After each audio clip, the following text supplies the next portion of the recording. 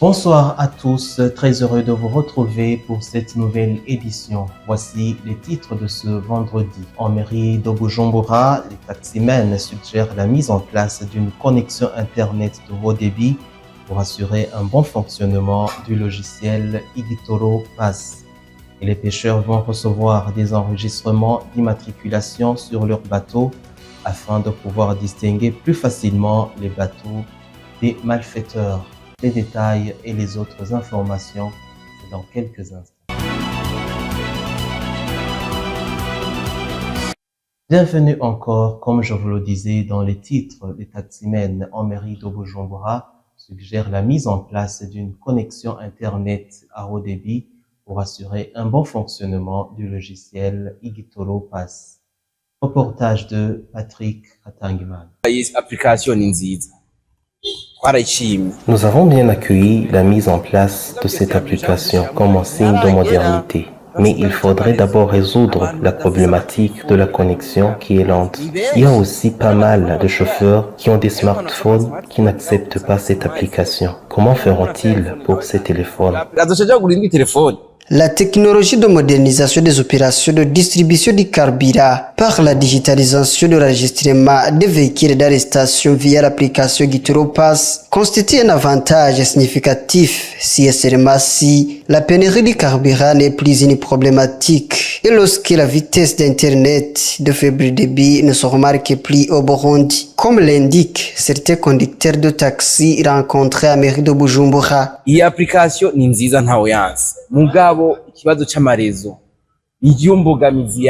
L'application en soi nous facilite la tâche. Le problème réside dans la connexion qui est très lente. Même pour les appels mobiles, les coupures de réseau s'observent encore. Avant, nous attendions le carburant sur les stations-service avec espoir d'en avoir après quelques heures. Cette application serait utilisable lorsque le manque de carburant ne s'observe plus.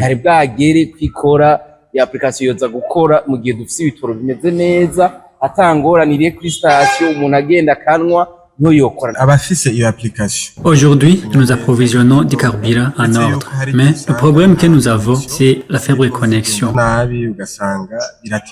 Ces taxmen soulignent certaines imperfections liées à la création de la dite application et en demandent la retouche. Il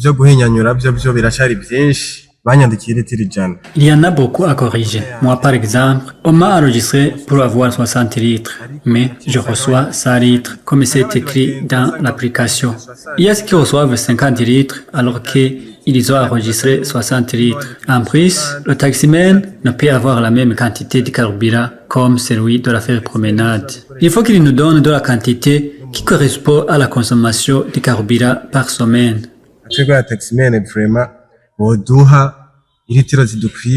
La digitalisation de l'enregistrement des véhicules d'arrestation pour s'approvisionner du carburant via l'application Igitoro Pass lancée par la société pétrolière du Burundi est fonctionnaire pour les téléphones version Android connectés à Internet et chaque véhicule reçoit la quantité de carburant qui correspond à celle enregistrée dans l'application. La communication entre parents et enfants est essentielle pour encourager l'éducation sexuelle de l'enfant dès son plus jeune âge, dit Raoul Lemesha, expert en santé sexuelle. Reportage de Irambona Brenda Kelly. Les parents devraient parler à leurs enfants des relations sexuelles saines et il n'y a pas d'âge pour être en couple. Cela a été dit par Raoul Lemesha, sexologue clinicien.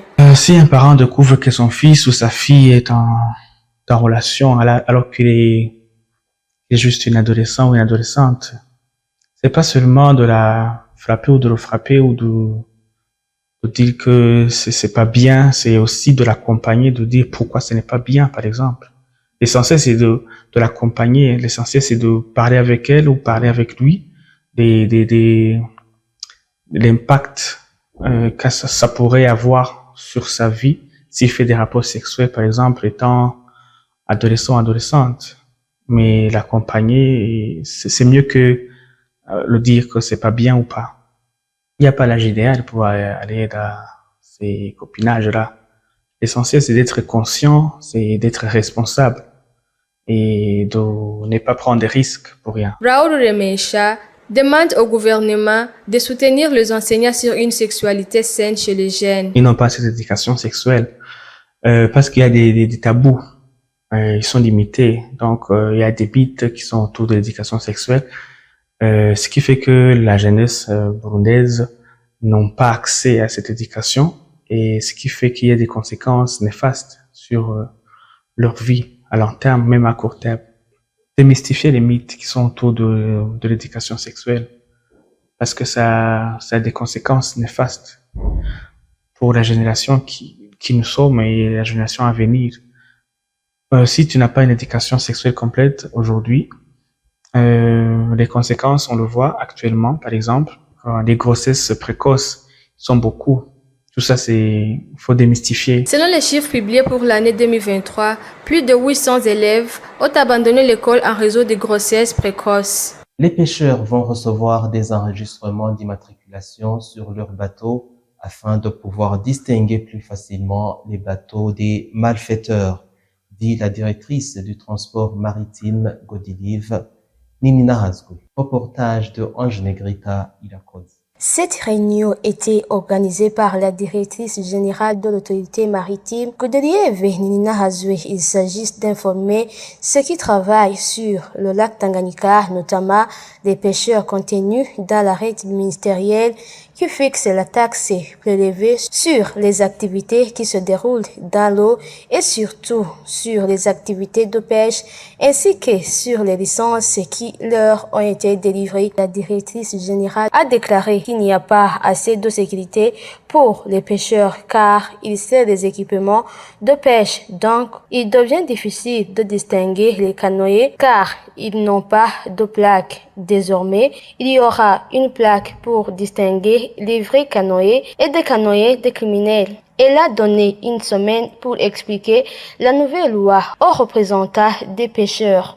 Depuis cette sensibilisation, nous venons de donner une semaine de préparation pour que les responsables ici puissent aller transmettre le message qu'ils viennent de recevoir par ici aux autres pêcheurs.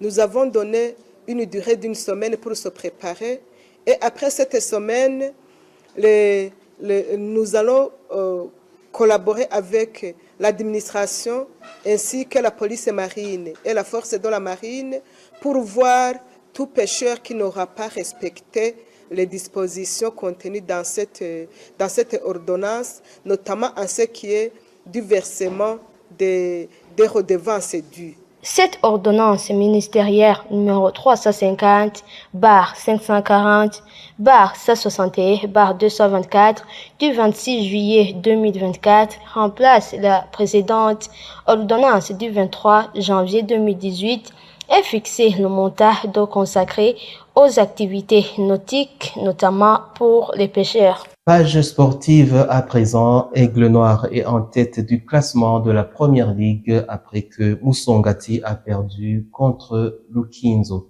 Le point avec Jules Verne Nakiman. Après la défaite d'un but à 0 concédée face à Lukinzo lors de la 9e journée, Musongati perd la première place du classement de la Primus League et Aigle Noir la récupère avec une avance d'un point après avoir battu Kayanza United à domicile sur un score de 2 buts à 0. Ce week-end, les grands matchs seront au rendez-vous, y compris celui qui opposera Vitero 4e du classement et Bumamuru 3e du classement. Flambeau du Centre 6e recevra Messager Ngozi 5e du classement et Lukinzo jouera contre Burundi Sport Dynamique. À la 9e journée, Lukinzo est 13e avec 7 points dans 5 matchs joués. Mosso Sugar et RRB Amasipiri sont derniers du classement Primus League jusqu'à la 9e journée. À l'international, après le match perdu contre FC Barcelone, le Real Madrid a encore concédé une défaite à domicile face à AC Milan sur un score de 3 buts à 1 dans la Ligue des Champions.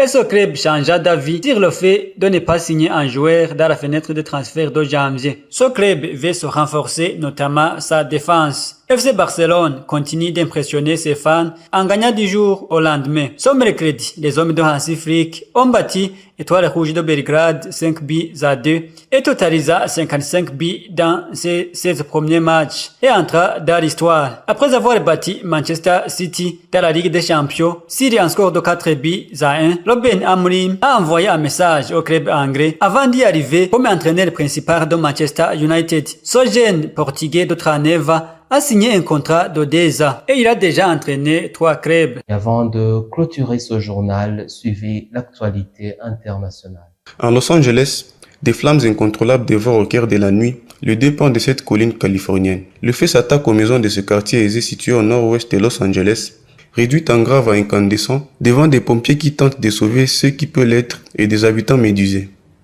Le feu s'est déclaré hier matin nourri par des vents violents jusqu'à 130 km/h aux abords de la ville de Camarillo, à 60 km de Los Angeles.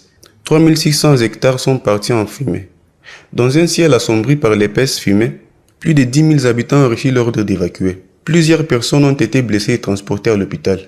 Et en général, l'année 2024 sera quasiment certainement l'année la plus chaude jamais enregistrée et la première avec une hausse de la température moyenne du globe d'1,5 degré au-dessus de la période pré-industrielle.